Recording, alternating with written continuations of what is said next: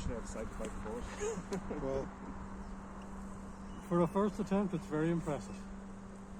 well, you've made planes as well.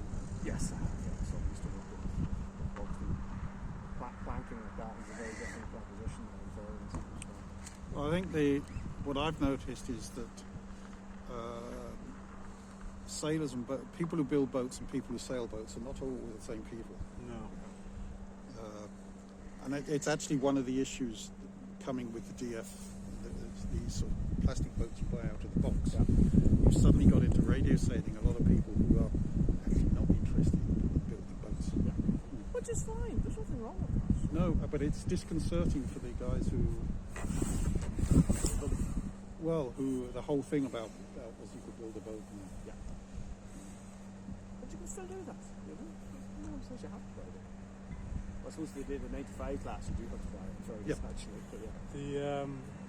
The thing is, you get a lot of older aero modelers coming into radio sailing because you can't see the planes. Can't see play anymore. Yeah.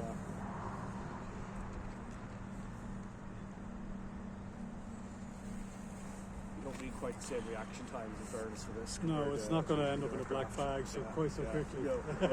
You've got more time to get it wrong, like, you know. And if you bump into something, it's not usually going to be terribly fatal for a boat.